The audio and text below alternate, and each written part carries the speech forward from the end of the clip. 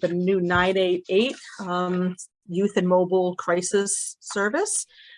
We want to, we're happy to share this today. It's a very important topic, and I'm glad so many of you are able to come today. And I'd like to just do a brief introduction. We have our three presenters today from our state of Connecticut. So first we have Erica Echavarria. She is a behavioral health clinical manager at the Connecticut Department of Mental Health and Addiction Services, Office of the Commissioner. She has worked as a licensed clinical social worker for 10 years, supporting individuals in accessing and receiving mental health and substance use services. The majority of her career, she's worked with adult mobile crisis services as a mobile crisis clinician and a manager, and currently is the administrator overseeing the 18 DMHAS adult mobile crisis teams. We next have Andrea Duarte. She is a licensed clinical social worker and public health professional who has over 25 years of experience in substance abuse and suicide prevention and mental health promotion. Ms. Duarte is a behavioral health program manager in the Prevention and Health Promotion Division of the Connecticut Department of Mental Health and Addiction Services, Office of the Commissioner. And she oversees federal and statewide initiatives and contracts, is the Suicide Prevention and Mental Health Promotion Initiative Director and Employee Assistant Program Liaison. And then we have Yvette Cortez. She is a program supervisor with the Department of Children and Families in the Division of Community Mental Health. She has 18 years of experience working for DCF in the regional offices, where she managed a staff of social workers and supervisors. And she has experience with virtually all facets of child welfare. For the last 2 years, she served as the program lead for several behavioral health programs for youth in Connecticut, including mobile crisis intervention services, first episode psychosis, and evidence-based practices. So thank you all so much for coming today. I'll turn that over to you.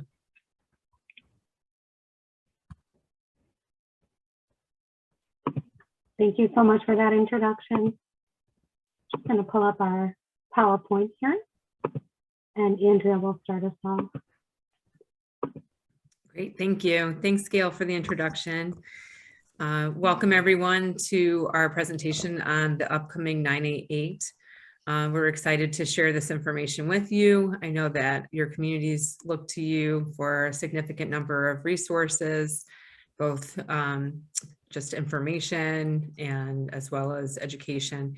And so having you here today is really important so you can help us educate others as they start to look for these resources locally. So really, this is about someone to talk to, someone to respond, and somewhere to go. And if you could advance. I forgot it wasn't me. I started like, it's not advancing. We're going to have our quick introductions, and then we're going to go over what 988 is and why Connecticut needs it, and crisis system overview for you. And we can do Q&A at the end if you could hold your questions, but feel free if you want to put them into the chat and we'll answer them at the end. So why does Connecticut need 988 and what is it? And we can advance. So just to help you provide some context, this has been going on for some time, a discussion around the need for a 3-digit number for crisis services. Many individuals who are in crisis really initially just need someone to talk to help them de-escalate the crisis that they're experiencing. They don't necessarily always need to have a face-to-face contact. And certainly if they're able to get the service early and as often as needed, then they don't have to go to a hospital every time that they're calling for resources. But that's essentially what our system has been. When someone calls 911, if they're worried about someone or if they themselves are concerned about their own mental health and they feel that they need support, it's not always that they need to go to the hospital. And so rather than continuing to respond with an emergency response, like with police or emergency services, we're making this shift now to a 3-digit number, and system, which will help to respond to individuals based on their needs and not just automatically responding with a crisis emergency service system. So similar to how 911 was started in the late 60s, we're now starting 988. And the federal act was passed in 2020 and, the 2018, I apologize, 2018. And the FCC was in charge of that, as well as other agencies like the Substance Abuse Mental Health Services Administration, which is essentially our parent organization for funding resources. And then there were further recommendations made in 2019 from the FCC. There are a lot of telecommunication initiatives that have to be updated and advanced, and protocols and policies and even protections in state law and federal law that need to be protected. So the FCC has been very involved with that. Oh. I'm sorry, is there a question? Okay. Then moving on, there have been some additional designations. One of the biggest concerns was that with the existing National Suicide Prevention Lifeline, the 1-800-273-TALK or 8255 number, they wanted to make sure that as that system was migrating over to 988, that in the event individuals didn't know about 988 and still had that 800 line, that they would still be able to access those services through the 800 line. So FCC has really been enforcing that as part of this agreement. And then the Designation Act finally passed in 2020. It was signed by the president then. Thanks, Erica. So as I mentioned, what we're talking about is essentially not just a phone number, but also a system of services, just like how 911 is a number, but it also is an access point to various types of services. So when you call 911, you expect that you would be able to get police or fire or an ambulance. And when you call 988, you can just have resources on the adult side for just call center services. And if that adult decides that they would also benefit from a mobile crisis service, they can receive those services. Right now in Connecticut, we do not have the crisis facilities that are represented here, but we're working on developing those. But there is wraparound support available also. And that way, individuals, as I said earlier, can get to the resources that they need that are community-based, hopefully as early and as often as possible, and divert the need to go to the emergency room where, quite frankly, sometimes they're just sitting waiting for a very long time. You've probably heard about a lot of the individuals waiting for care, sometimes only to be seen briefly and then discharged back to the community, or waiting for beds if they do need a bed. So it's a better service for everyone by implementing 988. And Yvette, I'll just mention here, and feel free to jump in too, that for crisis services in Connecticut, and each state is a little different, state, tribes, and territories are different in the way that they're responding to create a 988 system for their state. But on the children's side, so anyone who's really in school, 18 and under, they would be responded to if someone calls on their behalf, or if they're old enough to call themselves. If they call, they would be receiving services at the crisis line, and then it's automated that they would also receive a mobile crisis visit for a face-to-face assessment. And anything that you'd like to say about that? No, I think I can get into it a little bit more when we go through our slides. Okay, great, thanks. So this gives you a nice kind of overall picture. The other thing that's important to know is certainly we want, by getting to people from an upstream preventive approach, it's less costly and less restrictive for people. So that's really important. Can you advance, please? So one of the things that drives our work is certainly data. And it's important that we have an awareness of essentially a temperature check of what's happening for people in the state around mental health and their needs for a service like 988.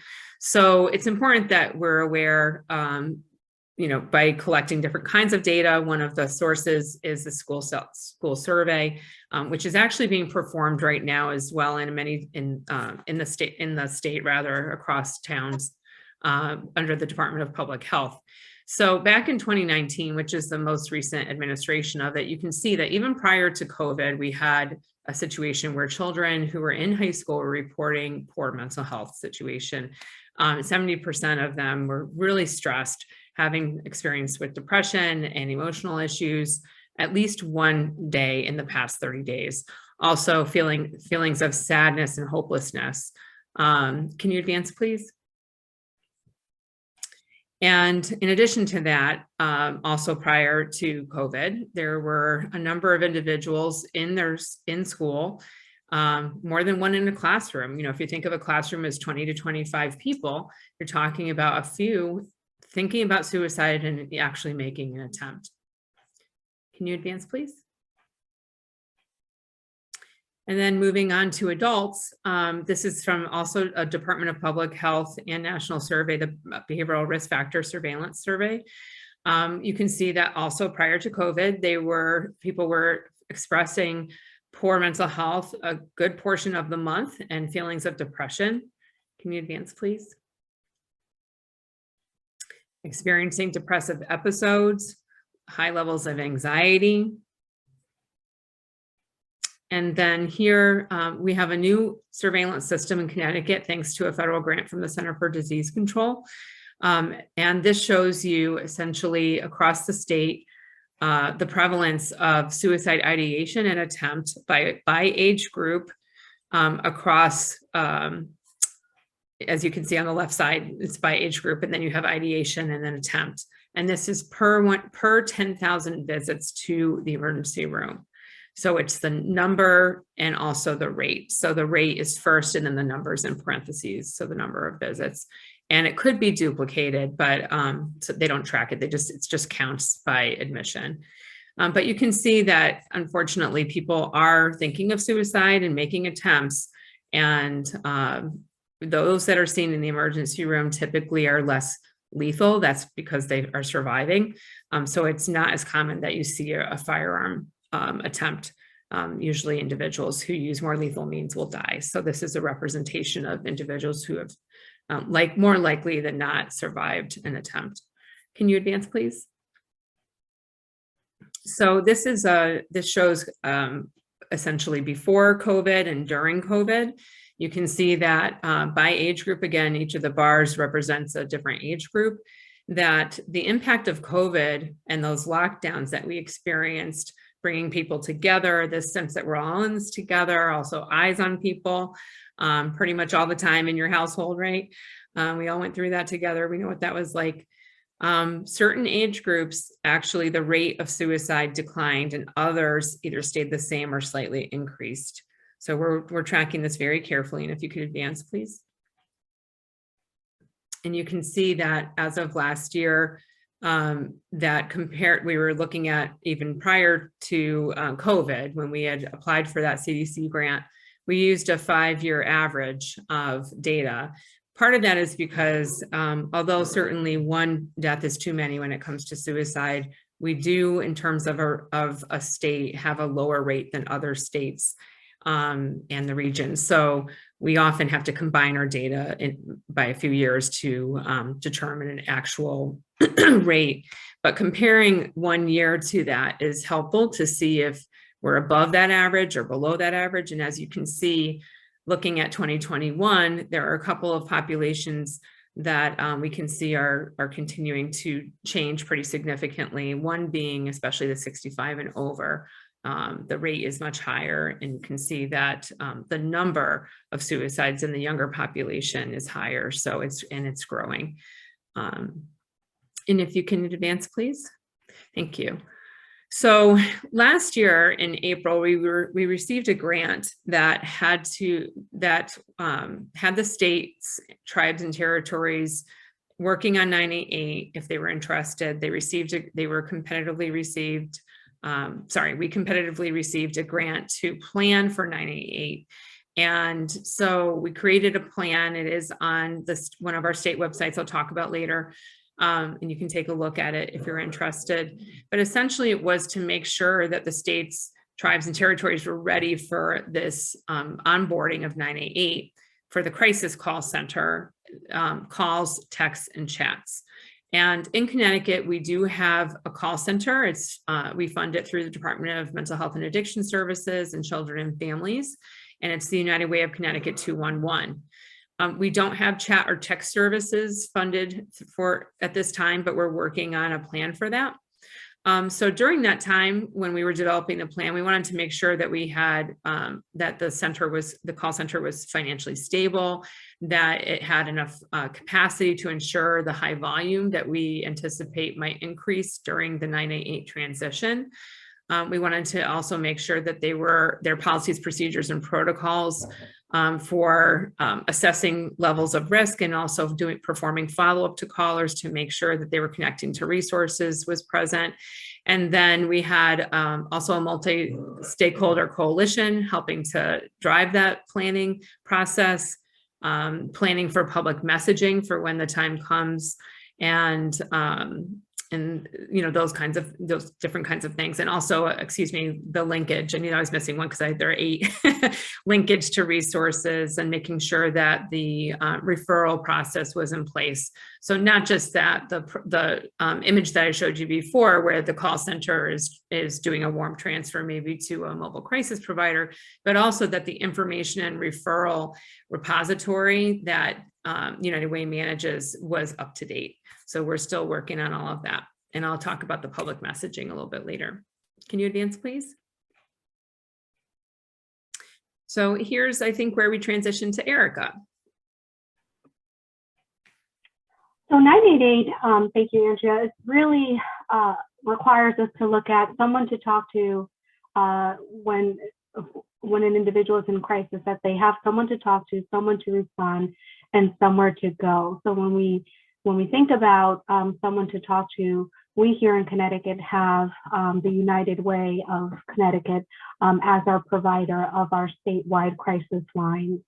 And they really are the centralized access point for individuals in crisis throughout the lifespan. So an individual in Connecticut in crisis of any age can call one of the crisis lines provided through the United Way of Connecticut. The United Way has been the provider of the youth mobile crisis line for quite some time now, since June of 2009, and have more recently been the provider of the adult mobile crisis line, which we refer to as the Action Line, and that stands for Adult Crisis Telephone Intervention and Options Network. It is a mouthful, but we refer to it as the Action Line. And so individuals in crisis dial 211, press 1 for crisis, 1 if they are youth in crisis, and 2 for adults, and receive services, which I'll talk about in a little bit. And has set us up here in the state pretty nicely in comparison to other states, and in preparation for the 988 transition. The United Way is also the sole provider of the National Suicide Prevention Lifeline, or NSPL, which will, again, shortly, as of July 16, transition to 988. And we have just some data here from our crisis calls in 2021, just last year, total number of calls, excuse me, on the Action Line, the Youth NCIS line, NSPL, and other crisis calls. You can see sort of the volume of calls that we've had, which again, we project will sort of increase as we see 988 implemented in a couple of months. So DMIS, the Department of Mental Health and Addiction Services, funds the Action Line, which again is available by calling 211, or we have a 1-800 number available as well. It is 24/7.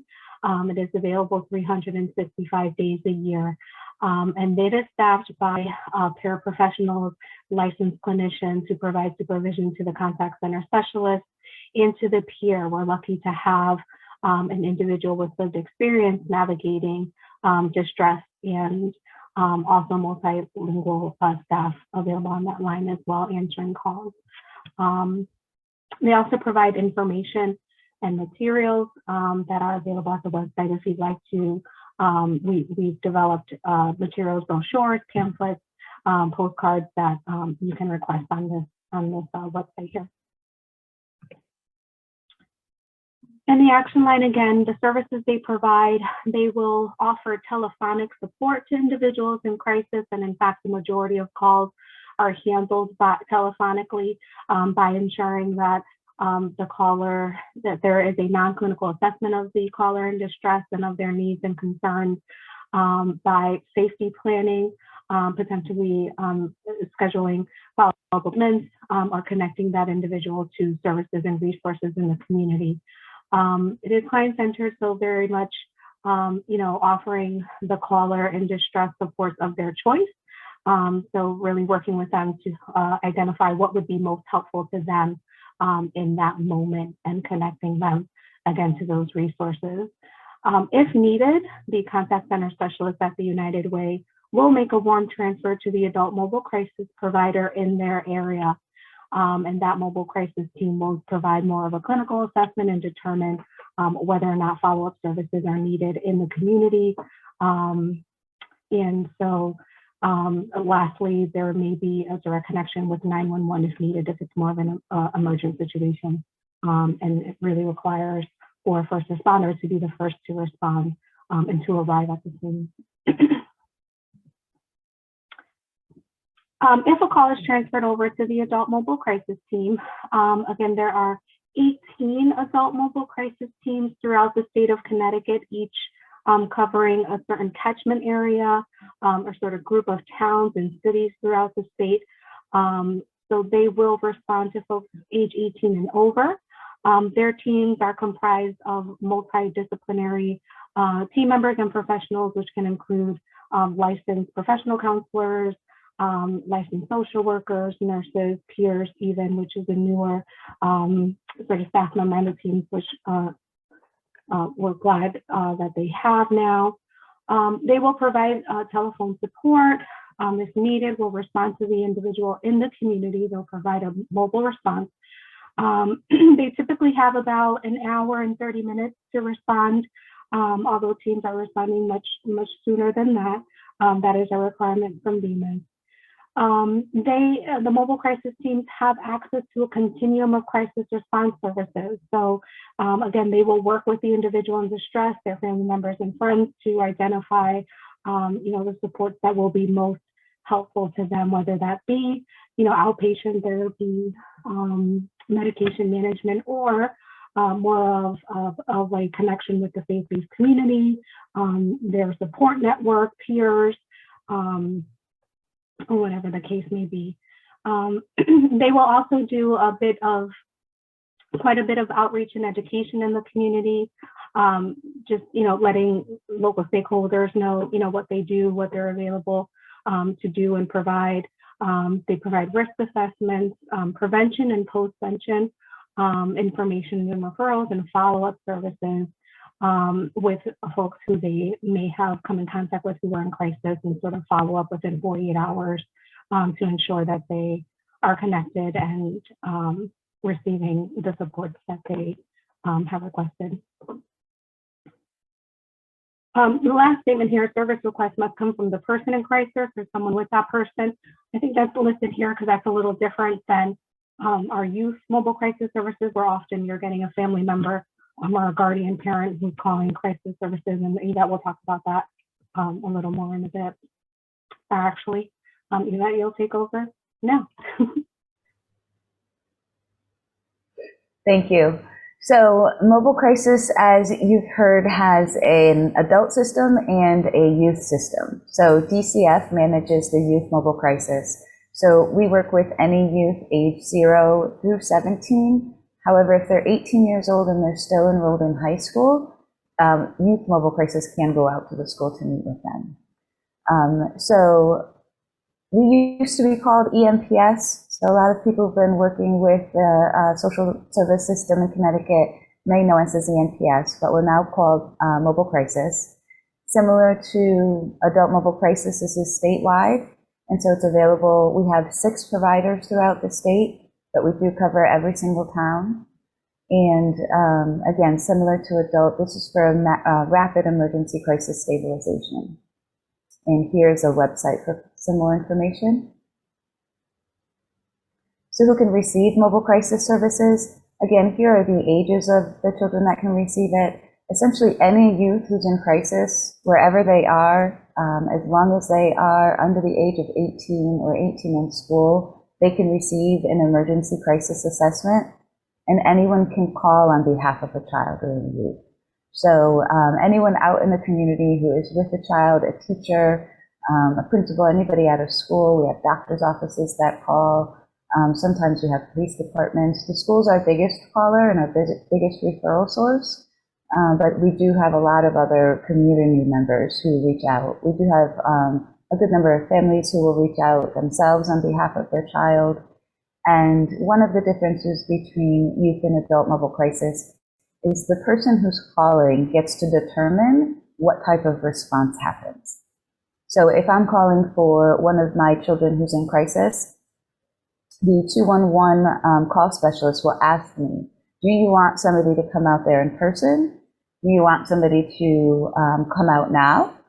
Can they come out later this afternoon? So sometimes what we'll have is we'll have a school call and the youth had a really difficult crisis episode, but was able to get on a bus, and they spoke with mom, and mom said, can you have mobile crisis come to the house when he gets off the school bus? And so mobile crisis for youth are really flexible in how they respond, but the caller themselves gets to tell us what it is that they want from us. So where are they provided? Again, at home, school, doctor's office. We can even go to emergency departments if necessary. Any community setting where a child is in crisis, Youth Mobile Crisis will travel to that setting. There's a couple inpatient programs, so residential treatment centers, subacutes, inpatient units. They all have in-house clinical services, so we don't use mobile crisis resources to go into those locations. I really like the 24/7 open sign. I borrowed that from Demas, so thank you. So calls can be made to 211 at any point in time in the day. Again, after you press 211, you're going to want to press 1 and then 1 again, and it'll take you directly to the mobile crisis, the Youth Mobile Crisis line. So we do need to, or we're going to need to update this slide in the next few months because we were just given some funding to expand mobile crisis for youth to be 24/7 mobility. So prior to receiving this money and the way it currently operates, we have clinicians who will go out into the field to meet the youth wherever they are from 6 in the morning until 10 o'clock at night during the week. And then on the weekends and holidays, they come out between 1 p.m. and 10 p.m. So what we found is that, given a lot of the information that Andrea shared about the current mental health state of our communities, we realized that these services, mobile services, needed to be available at all hours of the day and night. So again, these are when trained clinicians will go out. We had this in here, and maybe we can update this soon. There are generally COVID screening at this for the last couple of years just to make sure for safety for everyone. But 24/7 is on the horizon. When to call 211, and of course 988 coming July. So anytime that you have a youth who is in crisis, if you're looking to send that youth to the emergency department, you can certainly call mobile crisis as well, and they can meet at the emergency department. If you have a child who's in therapy, and you know this child is in therapy and they're having a crisis, and you try to reach the therapist, but he or she isn't available, you can call mobile crisis to come out, even if the youth has his or her own therapist.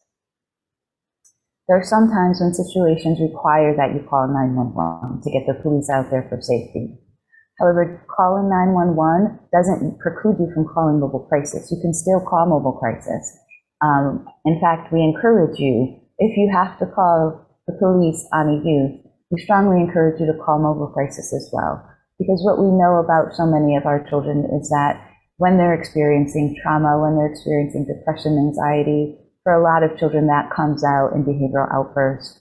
Oftentimes as they get older, it may look more aggressive in nature, and that may lend more people to call 911. What we're asking is please call 211 as well. Have a clinician join the police officer out there, and let's try to divert these youth from going to prison, from jail, from being arrested when it's not necessary. Call when any age person, and here's a good list. You know, if anyone's talking about suicide, if they're talking about hurting themselves or maybe even someone else, if you've recently become aware or learned of a traumatizing situation that a youth has been in, you may want to call mobile crisis at that point. Again, we use the term acting out a lot of times. If you see that a child is just behaviorally out of control, sometimes an assessment from a clinician can be really helpful for those youth.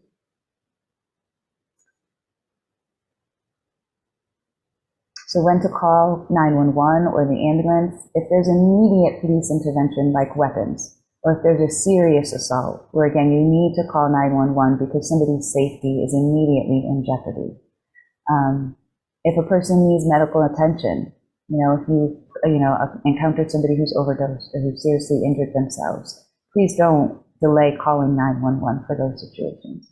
And again, mobile crisis can come out with them. It does not exclude mobile crisis from joining these first responders.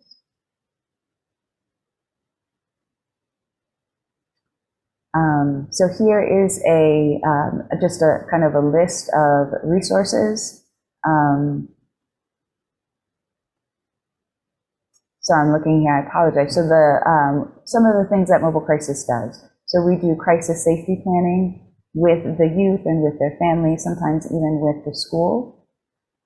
We have caregiver support teams, and so we try to pull into our crisis safety plan all natural resources that youth may have and experience in their community. We have paid programs such as Favor that offers peer-to-peer support. So families with lived experience, a parent who has had a youth go through the mobile crisis system.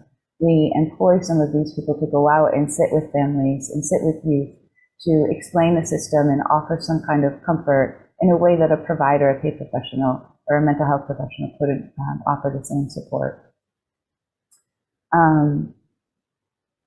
Again, we're really trying to be outside of the box, looking at any alternative home, family, friends, state-based. We have here a list of different resources about our state hospital, inpatient care. We have short-term stays, where if a youth is experiencing a crisis that can't be managed or stabilized within the time frame that mobile crisis is there, we need to connect them with services. There are some more acute placements in places that the children can go, such as a PRTF, a psychiatric residential treatment facility, again, or inpatient care.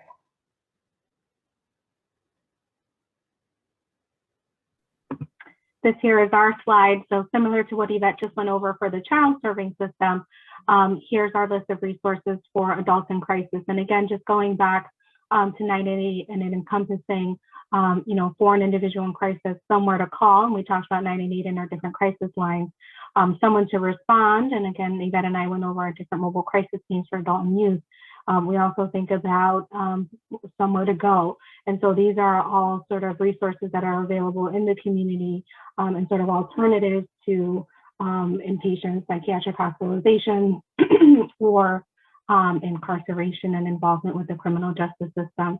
So a lot of the same supports are available for adults in our state. Listed here is also, we have, looks like I advanced. Our crisis stabilization, our crisis respite programs, intended for individuals to stay up to 14 days. Again, faith-based community support programs, community assertive community treatment, or ACT, which is our highest sort of level of care in the community, is available to adults as well.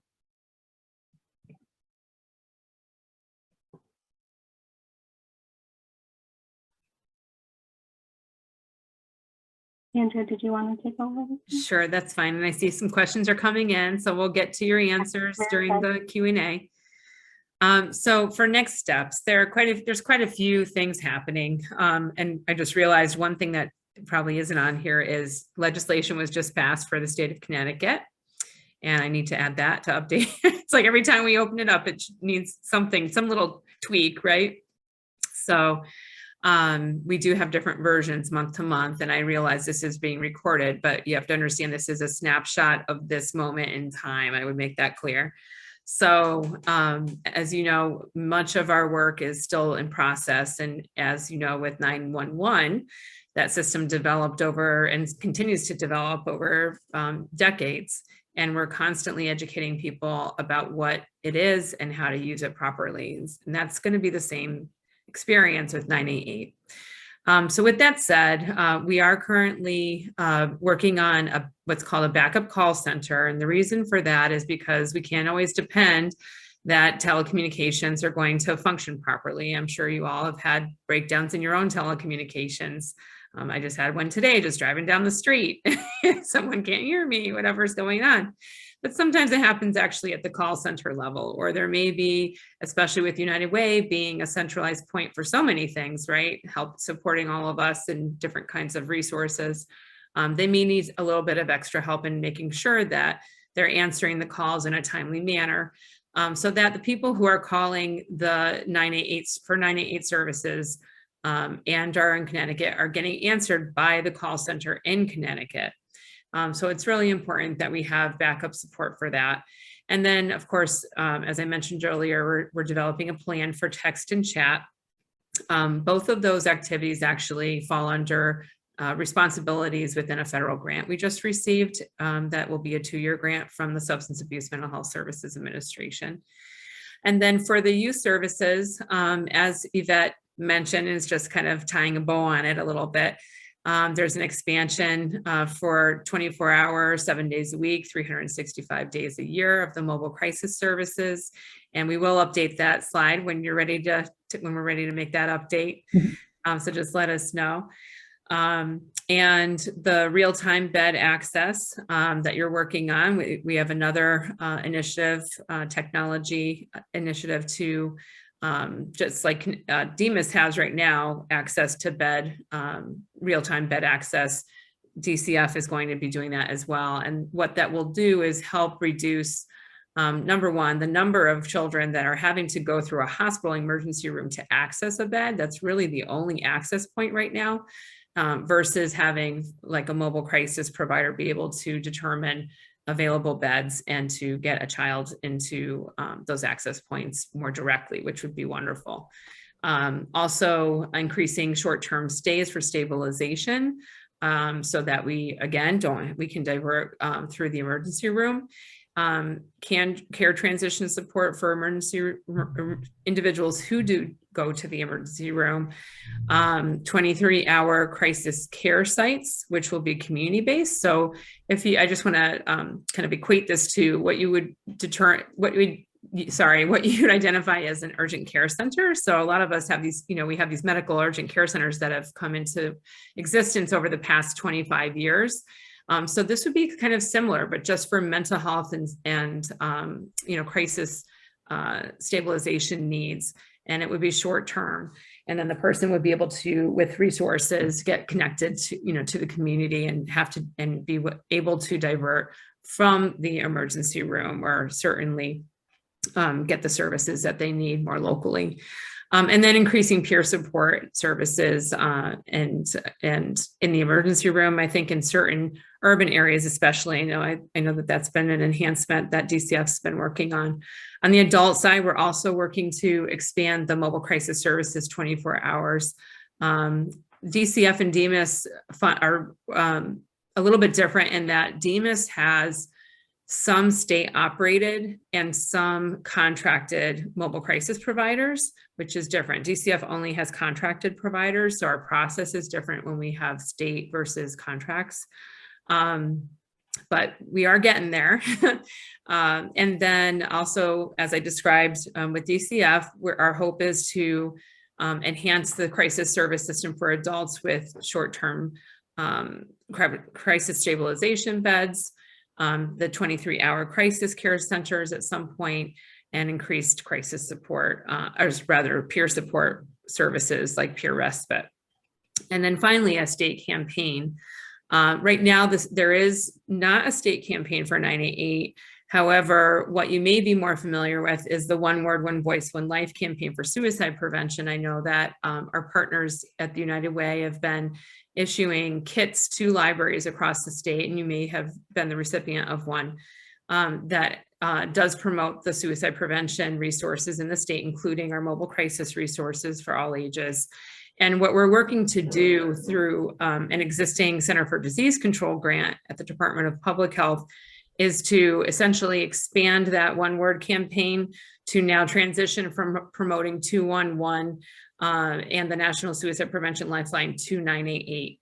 And at the national level, the federal folks have asked us that we not actively promote 988 until July of 2023, because this is a very large lift. And so we have this essentially a soft launch in July of 2022.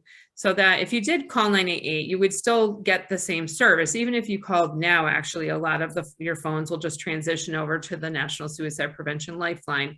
But the name and the title in 988 is coming this July. But they really want to make sure that this lift takes place, that the telecommunications are stable before we start to promote it more actively, which could increase the volume. So that's essentially what's happening. Can you advance the slide, please?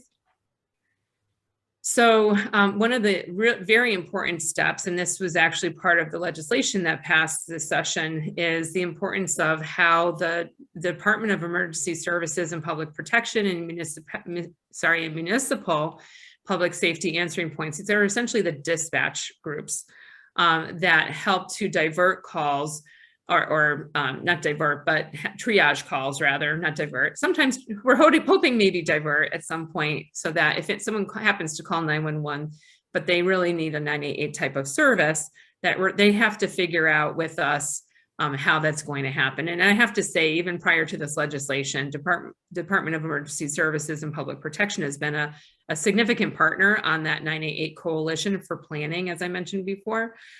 So I think that this would have happened anyway, but now there's a legislative mandate as well that basically says they need to work with us to make sure that there's a process in place and protocols in place so that individuals can, if they do just need the 988 and not a 911 type of response, get that service as well. So that they're not, if they don't want lights and sirens and don't need them, that they're not showing up. So this is what they're working on, and they're looking for some national guidance as well. And we do have folks that are in touch with those national organizations. Can you advance, please? So transitioning to 988 and connecting to 211, sorry. And I know this is kind of a wordy slide, but I thought it would just be good information to have since we are sharing the slides with you. I did get a follow-up question from a health director, actually, and this is part of the response that I provided to that individual. And so I wanted to make it really clear, because we have been using 211 for so long, kind of interchangeably with the National Suicide Prevention Lifeline. It is a little confusing. Not all states have been doing this. And so we've actually, in some ways, been better positioned for this transition because of all of the infrastructure work that the state has been doing over the past probably 5+ years. So one thing to really understand is that 988 and that 800-273-8255 number is the same number. The 800 line is never going away, and 988 is going to be promoted. So we're making that switch. The name of 988 is the Suicide and Crisis Lifeline. So it's transitioning from the title of National Suicide Prevention Lifeline to the Suicide and Crisis Lifeline. Part of the reason for that, other than just the federal act requires some of this, is that most of the people who actually call that line are in mental health distress. They're not necessarily experiencing suicidal crises. So they want to make sure that there is this line that people can call when they are in distress. They don't have to be suicidal. We don't want people waiting until they're, my gosh, suicidal to reach out for help, right? We want them to be reaching out far before that. So the other thing that's really important to know, and we're actually always learning, we're barely a step ahead. Tomorrow, there's actually a meeting at the White House, and the FCC is going to be talking about what's called geolocation, So this is an important issue with regard to 988, because right now when someone calls the 800 line and soon to be 988, they are routed to Connecticut based on the area code. Their phone is, that is their phone, you know, so if you have, regardless of where you're physically located, so if you're in Connecticut, that's great. But if you're in Florida and you have an 860 area code on your cell phone, you're going to actually be diverted, or sorry, keep saying that. You're going to be triaged or routed to the call center in Connecticut, not the local center in Florida, which if you need help in Florida, that's not going to be very helpful to you. So we're hoping in time that they're just like 911 has geolocation to help make sure that an 860 phone number, someone calling with that in Florida is getting services in Florida and not being responded to by a Connecticut location. We're hoping to learn more about that tomorrow, and hopefully that'll help. But what will happen as the geolocation is still being worked out is that if someone calls the 800 line now or 988, that number is prioritized over all other numbers by United Way call center services. So they will answer those calls first. Now, as we talked about today with mobile crisis, if someone calls 211, they're going to be prompted to press 1 for a crisis, and then 1 for children or 2 for adults.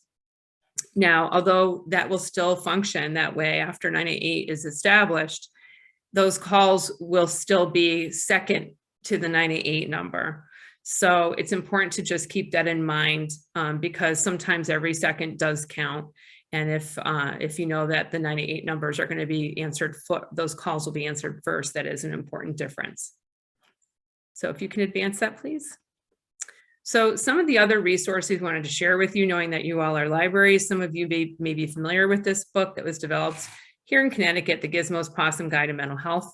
One thing we want to make sure is that people understand how to have these conversations, how to connect to resources, and that's all what this book is about. If you haven't seen it, I encourage you to reach out to the website, Gizmo4, the number 4, mentalhealth.org, and you can request copies for your library for dissemination or just to have on the shelves.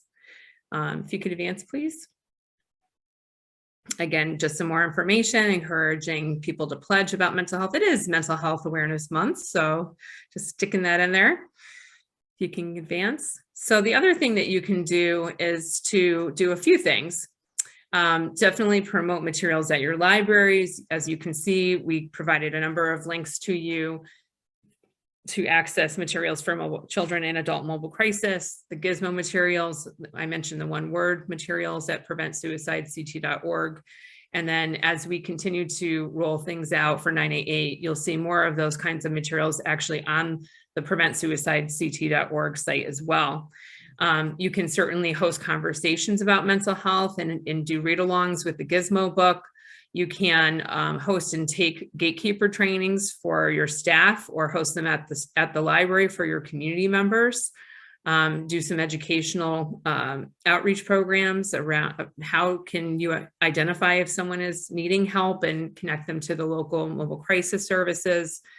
Making sure that for your own workplace, and we've actually done some of this work with Department of Labor for them, that protocols are in place in the event that a staff themselves are in distress and need some help, so that people will know what to do.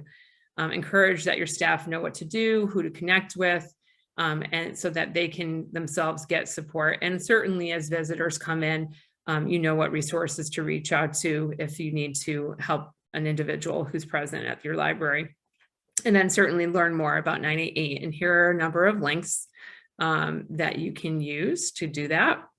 And if you could advance one more, a brief video, and one more, our contact information. So you can see that we're all listed there among a number of other folks, and the acronyms of our state agencies. I apologize for all that.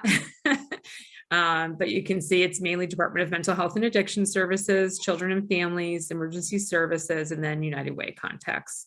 And what I will say about United Way is that I know that, sometimes people will have a very varied experiences with the call center, and they're very open to receiving both positive and constructive criticism or recommendations. So if you do know or hear of individuals who have something to say about their services, then we would encourage that they reach out and provide that feedback.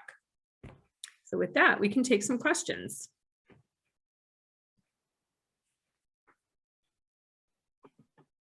All right, I'm just reviewing the chat here to see what questions we have. We have Brooke Berry from Wethersfield asking how many mobile crisis units are there?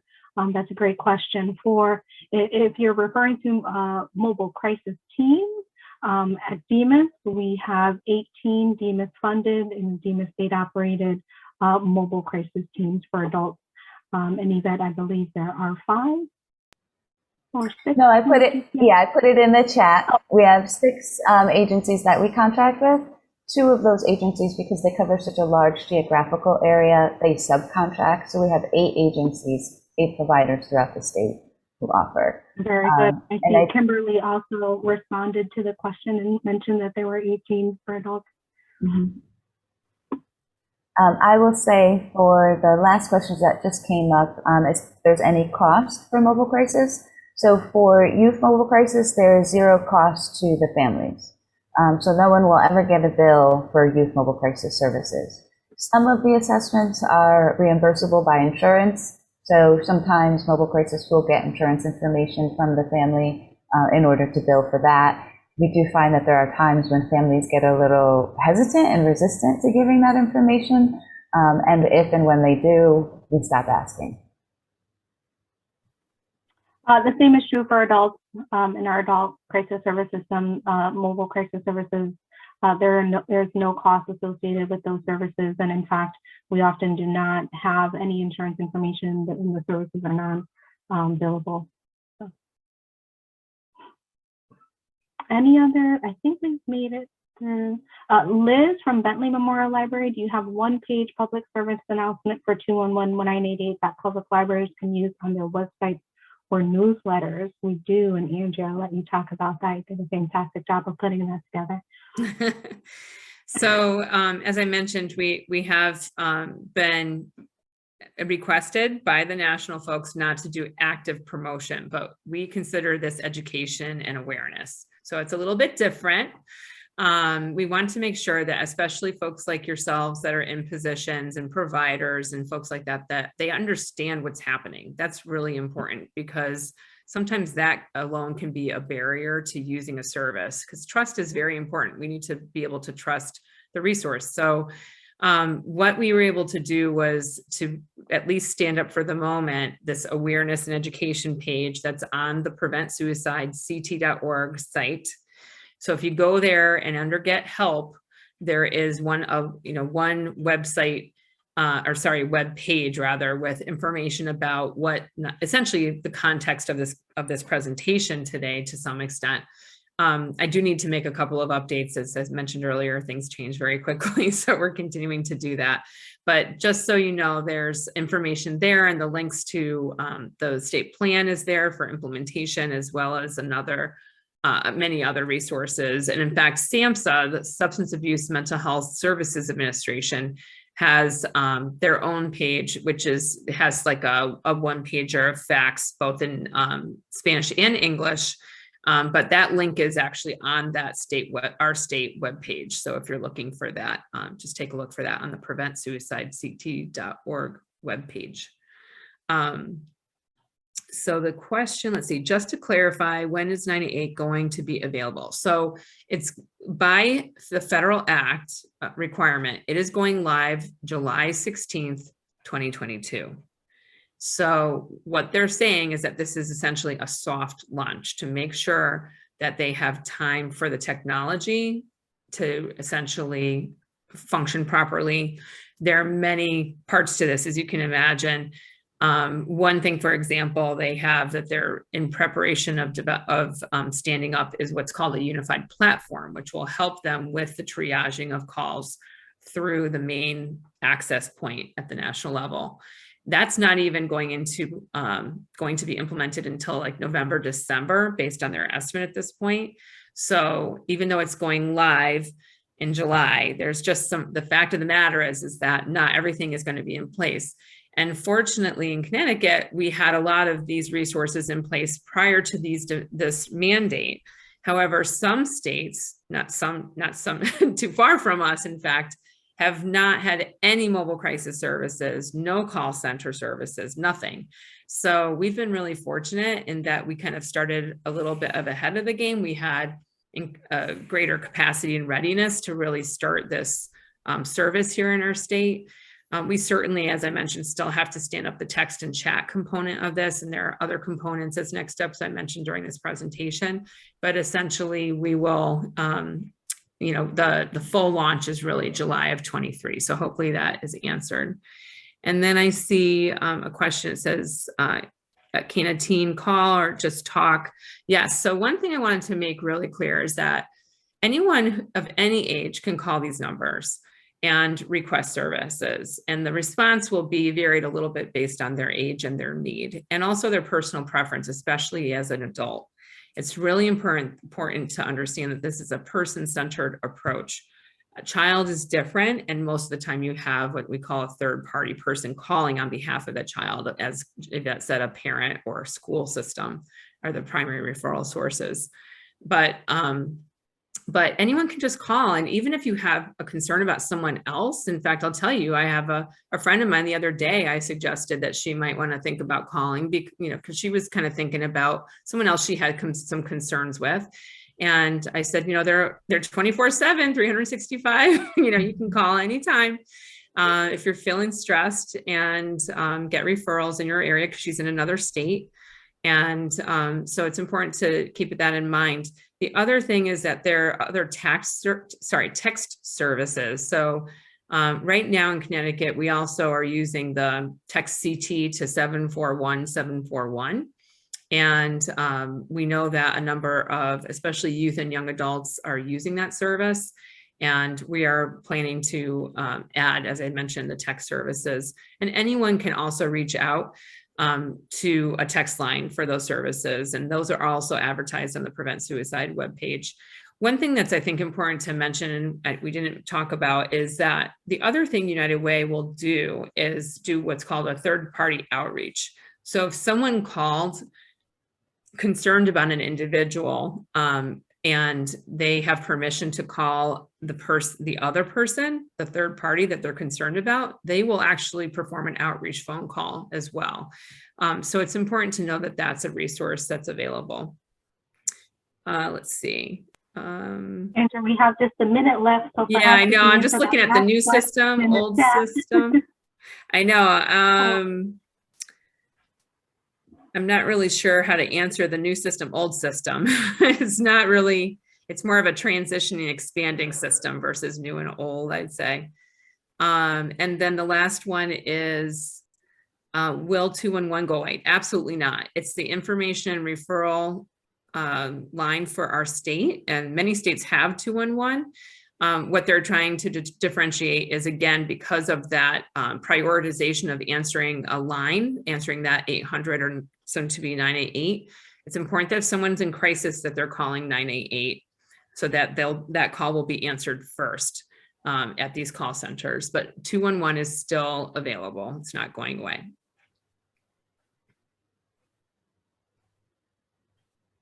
Hopefully that answers all the questions.